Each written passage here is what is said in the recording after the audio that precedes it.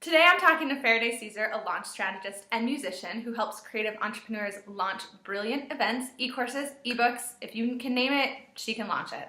And Farideh also writes some of the funniest songs about business that I've ever listened to. And so there are times where I'll literally be like, oh, wasting time on something that I shouldn't be wasting time on, and then I just click on her site and watch her music videos. So I'll link to those below because they're pretty hilarious. But thank you so much for being here, Farideh. And I really my pleasure. and I wanted to ask, do you listen to jam music when you're launching or working with a client or something like that? Good question. I do listen to music sometimes. Yeah. Do you have a favorite? You think more, but I don't. Growing up, my dad always never listened to music. He was a musician, and a lot of it was whenever I want to listen to music, that's when I just make it. Yeah. And I was oh, okay. Yeah. So I do listen to music, but I'm actually really somebody who loves really low-key, somber music. Yeah. My friends are always like, why are you depressing us with this music? I'm like, oh, but it's so good. It's nice and mellow and chill. Cool. But yeah, I do have a love of, really right now I'm really obsessed with Rich Girl by Hall & Oates. It's just such a classic song. So good. I don't listen to any part of other than, you're a rich girl. And I'm like, yeah, I'm rich. It's my mantra. I don't listen to the other parts because it's all negative, but... Yeah, that song is classic no matter if you're launching something or working or in a bar on your second year or something. You just need to dance. I think that having a regular dance parties is essential when you work from home. Perfect. Okay, step 1, have dance party. Step 2, yes. Launch event. Yeah, launch event. Step 2, after you've had dance party. Yeah. Okay, so I did a terrible job introducing you. So tell us a little bit about who you are, what you do, how you got into what you do, and just give us the story, the spiel. Sure. So, I've been an entrepreneur since I was very young, and I started out as a musician. My dad was a musician, so I grew up in that world. That was my dream. That's what I wanted to do. And I learned very early that the only way to really make it as a musician is that you had to be a really good business person. So I started reading books, and I traveled the world. I recorded 5 records. I've built an audience from scratch as a team of 1. And I still perform, actually. I have a band called Rosie and the Riveters, and we still do, product events, product launches, event launches, single launches. We're making a record next month, and then in the fall, I'm going to take my baby on tour with us. Fun. Yeah, I hope it's fun. It sounds terrifying. But, this is what we do and love. What they say. People seem to say, yeah, you can have it all. You just have to bring your baby with you. So... hope that works. Yeah. We'll find out. I don't know. And so, yeah, and then but what was happening was that about 2 years ago, a little bit over 2 years ago, I was just I was touring from Minnesota all the way to Florida, 21 shows in 30 days, and I wasn't home, and it wasn't the lifestyle I wanted. I think that this happens to all of us, right? We have a dream and a career, and we have a dream of what it looks like. And then the actual work might actually be very different. I love the administrative process of being a musician. I love booking shows, but actually being on tour like that with that kind of road heaviness, I couldn't do it anymore. So I was trying to think of and I'd been searching for a long time, what could be this other thing? I knew I had to be an entrepreneur. I'd had, over 50 jobs, so I knew it had to be something like this. And I kind of looked at what was it that people already asked me about, and a big thing people asked me about was marketing. So I was like, okay, this is what people want help with. They want help with marketing. And so I thought at first I'd help musicians with their marketing, and then I realized that target market has no money. So don't have a target market that's poor or isn't willing to pay. Yeah. That's just the reality of business. You have to choose people. So then in my first year of business, I just spaghetti on walls, throwing everything, see what sticks. Sure, I'll do that. Sure, I'll do that. And then eventually I noticed that one thing that people didn't have a really clear understanding was launching. And that's, from a musician perspective, you are constantly launching. And that's what you learn. And it kind of worked for me too, because I'm more of even with the Riveters, even with that band, I was a manager at the beginning. I launched us, and now someone else takes it from there and is much more systematic and fantastic. And that works with my nature. I'm more of a launcher, not a long-term, such and such. The small ability I have for long-term, sustainable, systematic marketing, I use for myself. So, and sometimes for the riveters when I'm feeling particularly perky. Cool. So yeah, that's kind of how I became a launch strategist. And really a launch strategist is a marketing strategist. It's just a word that says hones in a little bit. Right. So that's where I went with it. Right. Awesome. I love that you said that for the first couple of years of your business, you just kind of were like throwing stuff against the wall, because this is my second year. I have a similar story. I was a copywriter for a year, and I loved the business piece of it. I loved booking clients. I loved running the business, but I hated copywriting.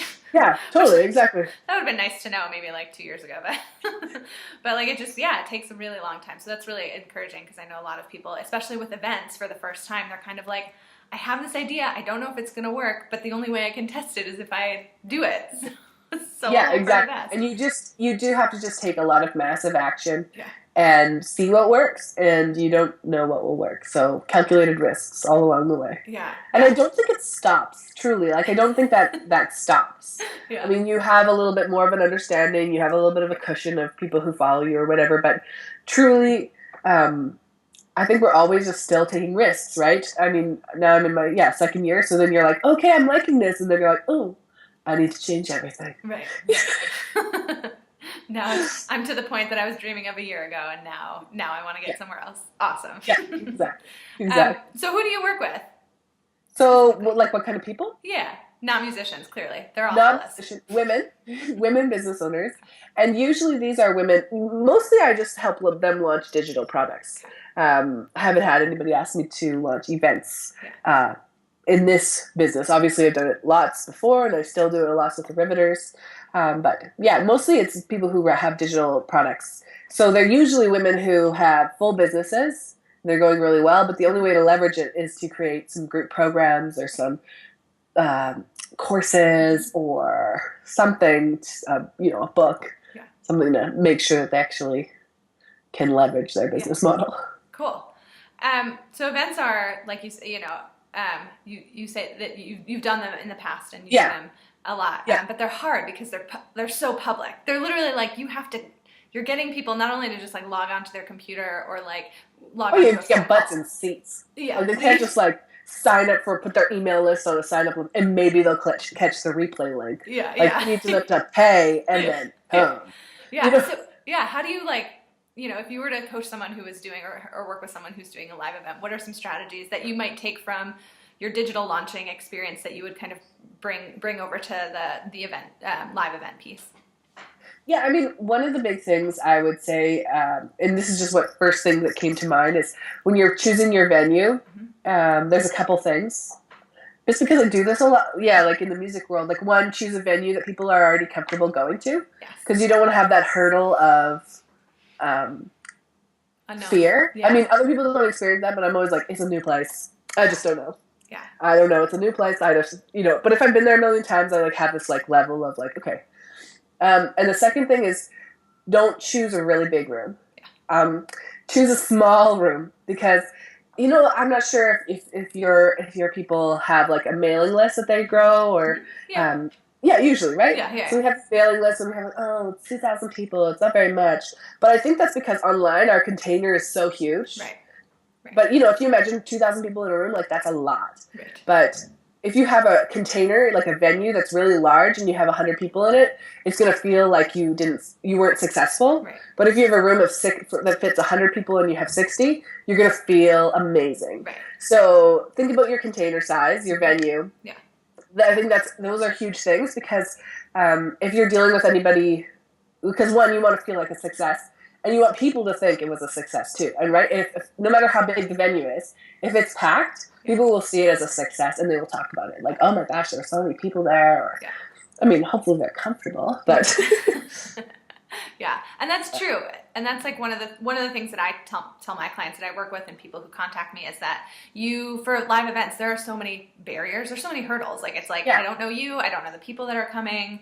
And if it's a new place or a place that's unfamiliar and they're like, I have to find parking, I don't know how long it's going to take me to get there. It's all of these things that compound to the point where they're like, I'm not, I can't do it. And so, yeah, you're absolutely right. Like, as much as you can do to kind of break those barriers down, whether it's information, Yeah, exactly. choosing a location. So in terms of, I guess, the build up, and I just launched an event, which I should show you my launch list. It's like 1, send email, 2, Instagram, 3, like, it's just like a disaster. Yeah. So well, that's pretty good. Those are some good starts. Yeah.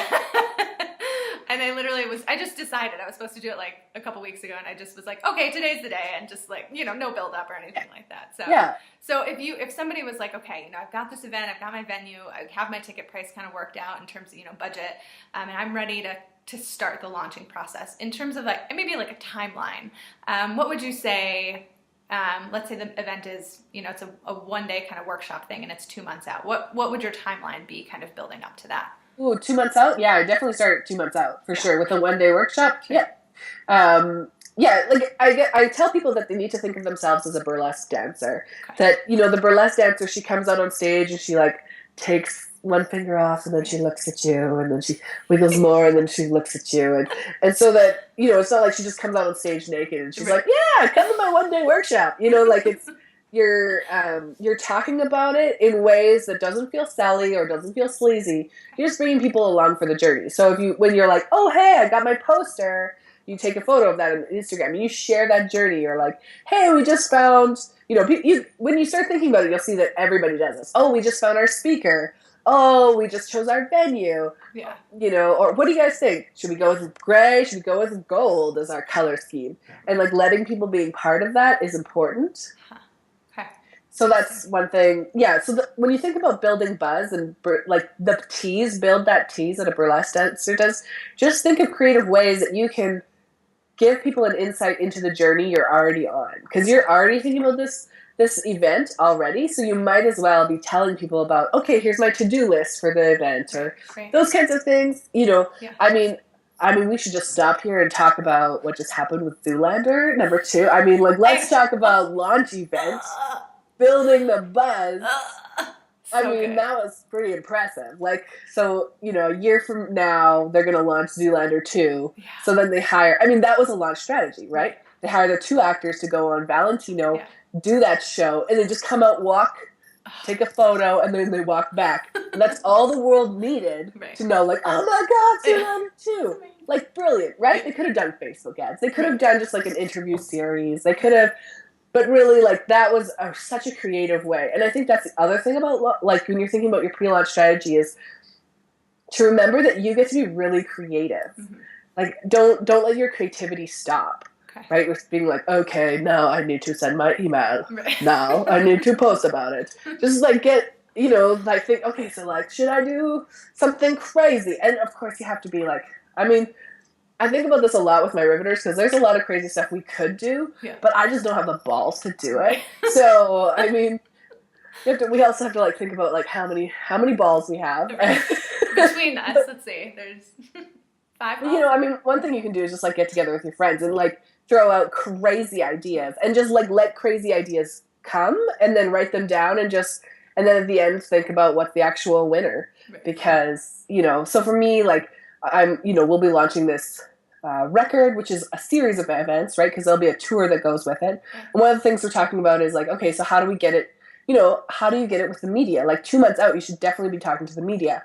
And of course, those like relationships make a huge difference.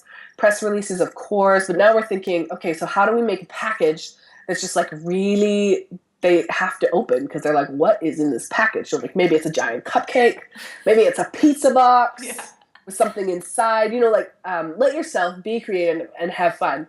Yeah. And put money aside for marketing and launching. I think that's a big thing that we all do, whether it's products, events, like online products. We like put all this money into the creation and then we don't put any money into marketing, and then it fails because like it should be dollar for dollar, if not $2 to market it, because like you might have an awesome event, but if nobody knows about it, nobody can buy it. Right. And so what is that in, when you say dollar for marketing? Because a lot of people come to me, especially with events, because they're expensive. It's not like an online course where you buy software maybe or something. Their events are expensive to put on. So when you're talking to people and they're like, oh, but I'm putting all this money into the event and I want to make a profit. what advice would you give to someone who's kind of Ooh, like, I mean,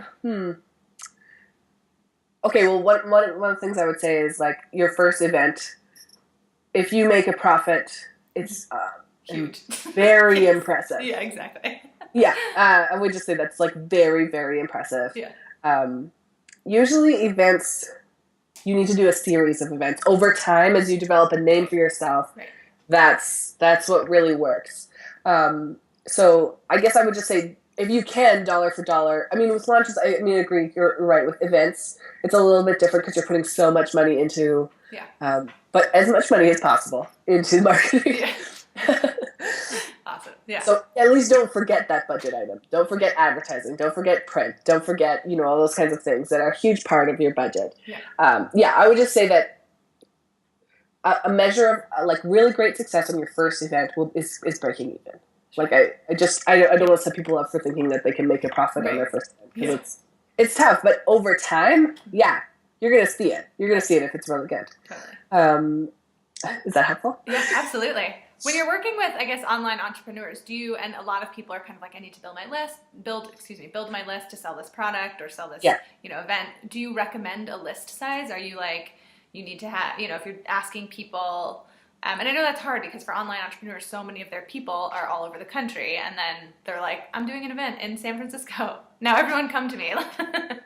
So do you recommend a list size? They will if they're really engaged, for sure. Yeah. Do I recommend a list size? I'm often really surprised. Like I'll have clients who come to me with larger lists and good open rates, and they sell nothing. Nothing. Yeah.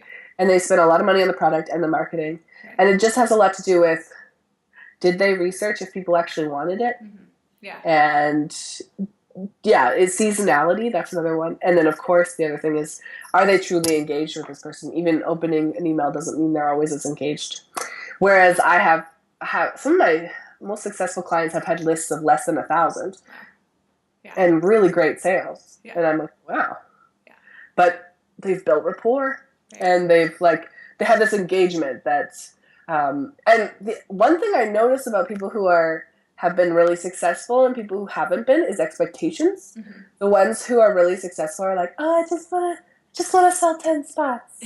And then they sell like way more. Whereas like the other person can be like, I want $100,000 launch. And then even if they sell 10 spots, then they feel like a failure. Right. So, first launch, once again, just be happy if break even. Yeah, totally.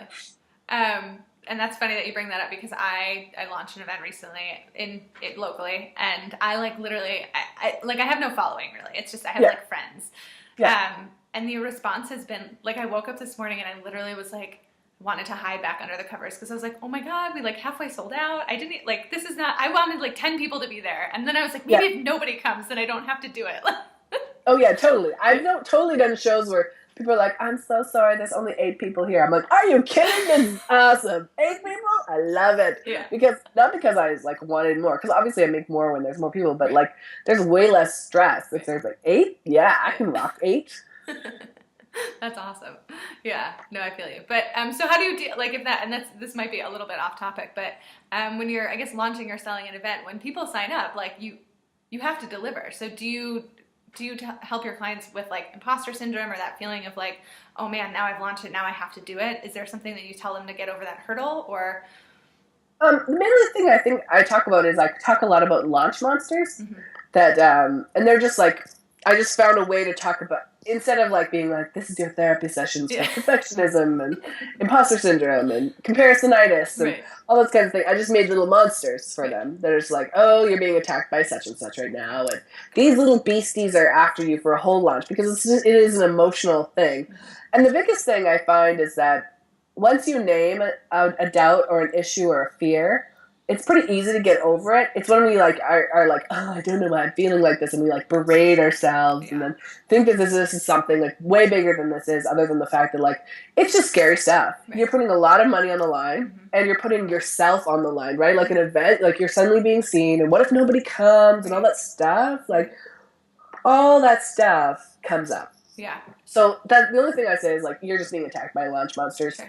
Because I've already been through years of therapy, and I just find we don't need it. It's just all you need is like a name for it, and then you move on. You're like, oh, okay, that's just a monster. Right. All right. Totally. Yeah. Yeah. So if we're looking at timeline, kind of jumping back to timeline, let's say we have let's use like a bigger example, like a big retreat, 3 or 4 days. People are going to be flying in from out of town. What would I always, for planning purposes, because I'm the planner, I always say you need to give people a good amount of time, 6 months at least, to be like booking tickets, finding hotel if they have to find, getting their travel plans in order. But from that, let's say that we do 6 months out for like actually launching the event. What does that look like timing wise before that launch piece? That launch piece. Yeah. I mean, you're talking about it. You're getting people's feedback. You're doing a lot of the stuff before that is seeing what people want, what they're interested in, where they want to stay, sharing like behind the scenes pics of where it is. Okay. That's really where you're doing /research / little sneak peeks and reveals. Yeah. And then on the 6 months, then you're revealing lots of information, and then you're constantly reminding them as you go forward. Do you have like a formula where it's like, this is how, you should leave your card open for this long? Or is it with an event, I mean, not really, right? Because, 6 months, certainly you need a certain amount of, you need to know a certain amount of spots are booked in order for you to keep going. And you need to decide that beforehand, right? Like, so how many do I like to, when I do my budgets, I do like break-even goals versus like real goals, so that you know how many spots do you need to fill in order for you not to lose money. And if you're going to lose money, what's your decision upon that? Sure. Right? And do that beforehand. It's kind of like a divorce, right? Like, so, I mean, I'm always doing these with my like 1-day workshops. How many spots do I need for this to be worth my time? If it's less than this, am I going to cancel? Okay. I don't do one-on-one myself. I just mean with like my riveters. We do like 1-day singing workshops with children, and I just sit in the back and let the other girls do their thing. I'm just like, oh gosh. Okay. But yeah, I think that's really important to think about, like what you need to do, and what's the day that you decide, like, is that I'm going to cancel if there's not enough people. If this is your first, if this is your first event, these are the realities, right? Like, how much do you need? And so, for some people, it's like, hey, if I sell 2 spots, this is what I can do. I can change the venue. I can do this, and we can do it like that, and because in some ways, it's just important that you do it, and then you build on that momentum for the next year. Because if you don't do it, then you're not creating the momentum, and also you're not learning. I mean, the essential part is that we have to remember that launching or creating an event is a skill, and it's only created if we do it. Right. So. That's really good and super powerful, because a lot of times people come to me and they're like, I'm scared, I don't know what to do.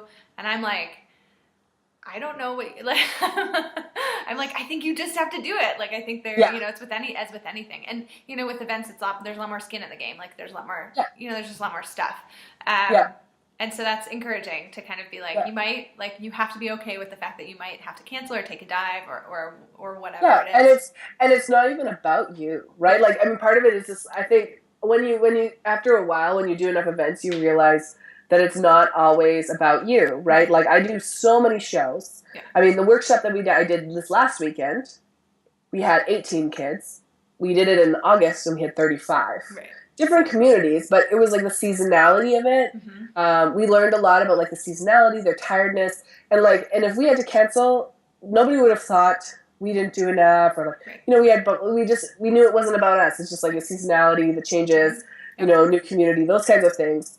And same things with shows, right? Like, different communities, I do shows, and sometimes they're like amazing, and sometimes it's terrible, and of course sometimes that's like day of week, venue, all that stuff. And sometimes it's just like, you didn't know that like there was a big curling bond spiel going on, and nobody can come to your show. Like, yep. That sounds like that would happen in Canada. Yeah. Giant curling bond spiel. No one can come to your show. I'm sorry. Oh, that's awesome. So what's the most, I guess, we'll start with the worst part. What's the worst, I guess, like, worst horror story you've ever had about launching an event, or even, it doesn't have to be an event. Do you have like any horror stories that you're like, oh my gosh, I can't believe this happened? And then maybe what the lesson was, kind of. Oh, I mean, when I first started doing events, I mean, I would book shows and forget to find a drum set. And then you go to the all the drummers are like, where's the drums? It's like, totally forgot. Sorry, dudes. Can someone find one? Yeah. Let's see. Really horror stories. Yeah. I mean, so much about. I mean, yeah, lots of things that like are, you know, when you don't sell anything or the show doesn't go as well, then obviously you feel like that doesn't work. But it's more like when you do these weird events where you're, especially as a performer, right? You get to go to like events that are like super weird. And you're like, oh God, like what? What does that mean? Like fire you know, dancers? people will hire you thinking you're one thing, and then you're totally something else, and then the whole crowd just like, and you're just like, should we keep singing? This is so weird. Oh God. Oh God. Yeah. Yeah. I mean, really, the worst that can happen is that like no one comes. Right. Really, I mean, so much of. I mean, I haven't been to anything where anybody's had a physical. I mean, I almost fell off stage once. Yeah.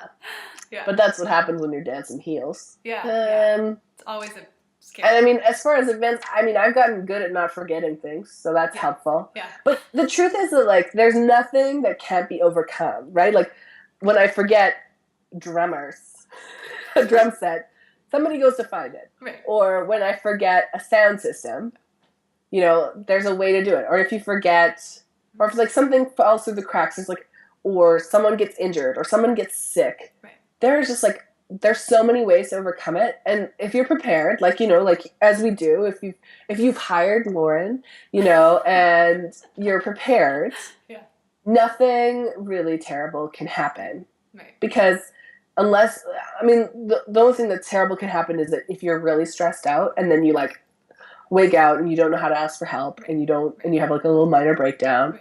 All those kinds of things. But if you stay relaxed and you're like, okay, so that didn't work out. Yeah. You know, if the event starts an hour later, yeah, people are like, oh, that's so. But just give them more wine and then you'll be fine, right? Like all those kinds of things. So. That should be like, you know, bottom line. Give them more wine. It will be fine. Exactly. Be like, okay, so we had this technical glitch. Yeah, everybody gets a free glass of wine. Yeah. I mean, that's a kind of an expensive choice, but not a bad one. Yeah. Not a bad one. Could be worse. Yeah. Yeah. So what would you tell if someone, and this is probably, you know, worst case scenario, but if someone like hosts an event or launches an event and nobody comes, nobody signs up, how do you deal with that, especially online, being a visible, kind of like you're building, and then you have to get to the point where you cancel or not enough, your bottom line isn't met. How do you deal with that? Are you honest about it? Do you just kind of like let it fade and hope that nobody remembers that you were hosting this event? What would your strategy be around that? So my advice in that situation is, perfect.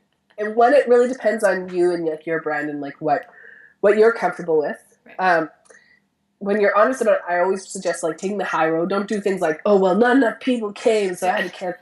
Like, don't blame others. That's kind of just like not very good. I'm often just really honest about it. Hey, we didn't get enough signups, or I mean, I don't always maybe come up with that. Like, hey guys, doesn't look like it's worked out, or.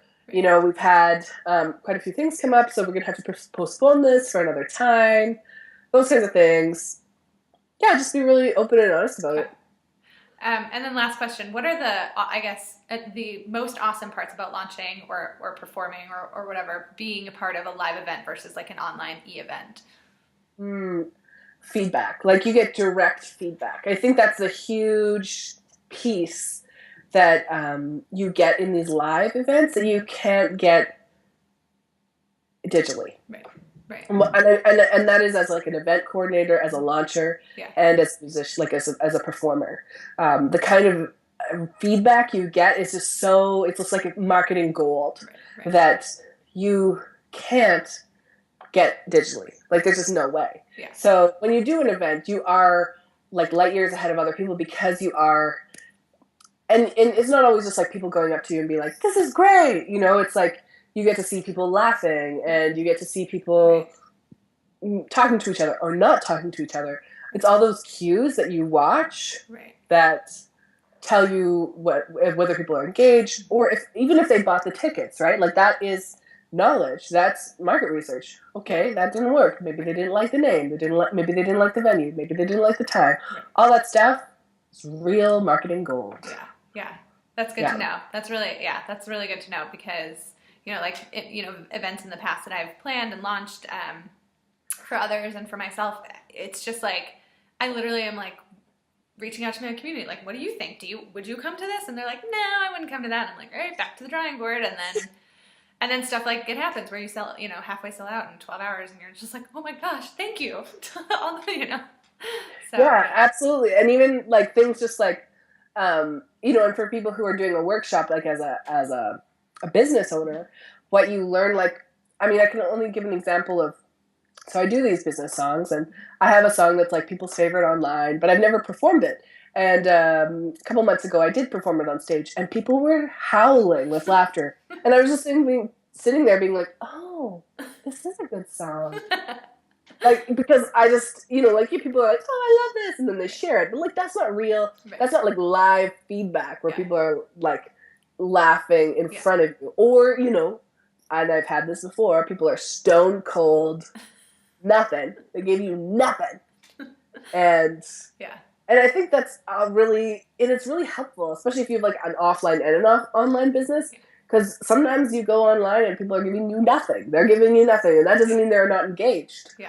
They're just, it might be Wednesday, and they're just like, yeah. I don't feel like sharing today. Ugh. Yeah, exactly. Awesome. Well, thank you so much for being here. This was awesome, and I'm really excited to share this with my audience. And and I will put all of the show notes that we kind of talked about in the description below, so that you guys can check out Farideh and her awesome music videos and her awesome website. So thank you so much. Thanks for having me. Yeah. Bye.